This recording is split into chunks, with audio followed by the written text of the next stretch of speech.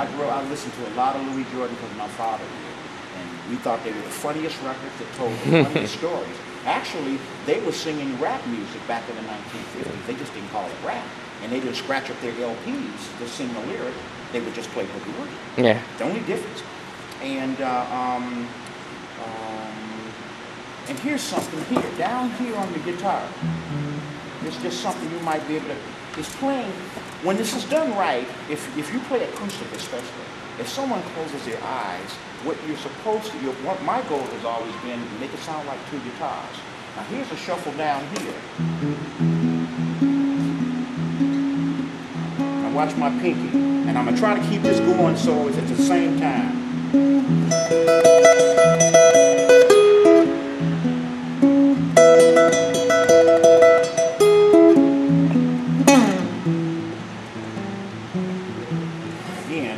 Because I'm going, and I'm hitting,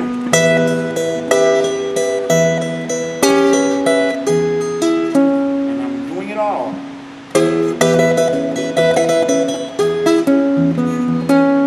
And that's another way of playing a shuffle down here. When you play by yourself, you have to make it awfully interesting. So you can't just keep doing one thing one way. You have to figure out a different way to get the same thing. The reason I like Lightning Hopkins because he's a master. He'll do this.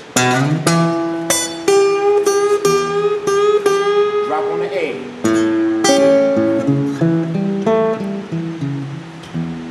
And that just did it for me. When I heard that the first time, I said, I got to learn some of that stuff. That the first time I said, I got to learn some of that stuff. And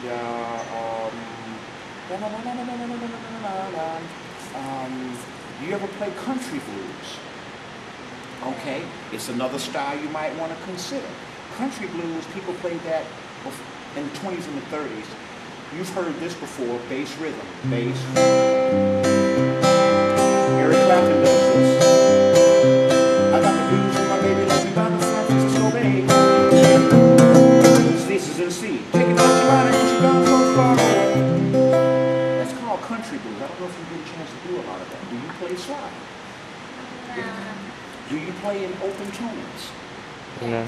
You know open G? No, not that well. Not that well, but you can play some. You ever play a national guitar? Seen one. Okay, well touch it. Heavy. Let me see this. It's really Very, very heavy. Just carefully set this over here. Yeah, I've seen these. Okay. It's in open tunings already. Okay. Now originally these guitars were designed for Hawaiian players. We don't hear Hawaiian music much anymore these days. Let me just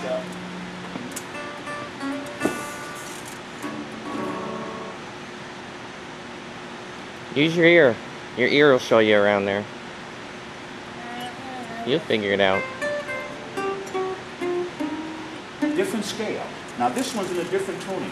Now you notice how electric guitar players, they have all these pedals that they step on, crybabies and wah-wahs. Well, back in 1913, this was all they had. And I play an actual bottleneck slide. Let's see, where am I? This is an open D.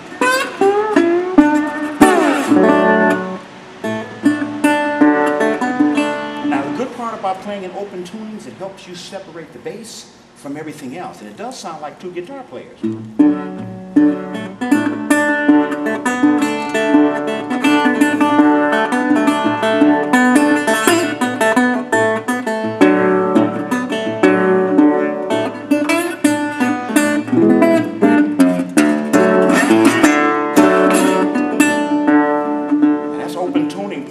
Notice I play with my fingers. The first one to get there, that's his job. I don't have a formula. I just play it that way, and then I play the slide. I'm sure you've heard that lick a million times.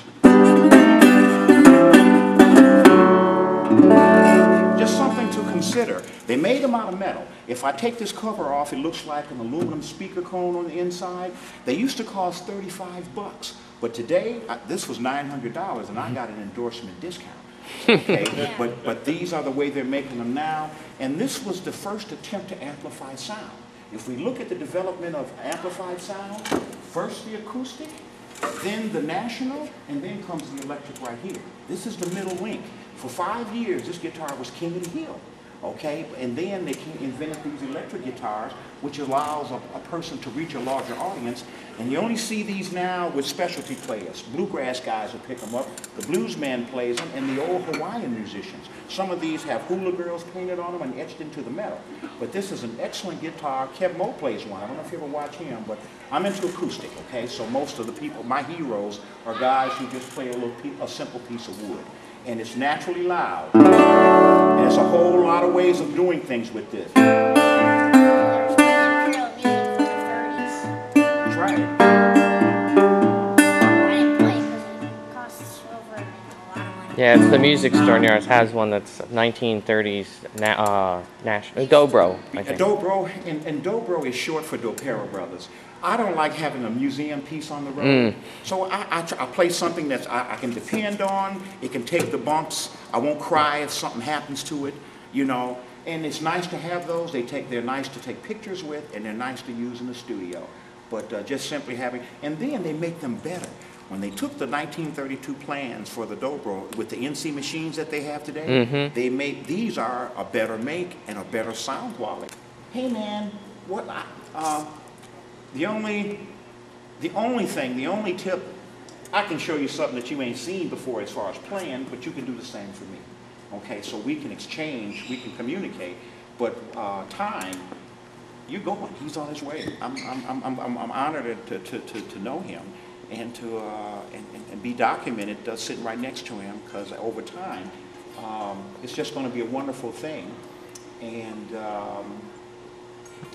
I certainly hope that you learn other styles, okay? Because they'll help you out, especially when you're trying to make it out here. Because if I hear folk festival, I can go because I can play old folk stuff. I can play lead belly. I can do that. So that's work I can get. The more education you have, the better off you are, because as jobs, educated musicians can work in the studio. They can hand you some music and you can play and make a living. And if you can't read music, that's work that you cannot get. And they don't have a lot of time to waste with you. They'll say, we got people coming in tomorrow, here's the music, be there tomorrow at 9 o'clock. And you have to walk in the door, look at that music, and fly. Okay, so I always encourage as much education as you can get. And then if you become, suppose, now maybe you may not be, you may do this on the side. You may want to be an engineer, who knows where you're going to go. But you still have to be smart enough to take care of your affairs. You got to understand contracts, you have to understand tax law. So as much education as you're going to get in general, get all you can. As much as you can, and learn as much as you can. This is a good time. Become a multi-instrumentalist. It makes you more valuable.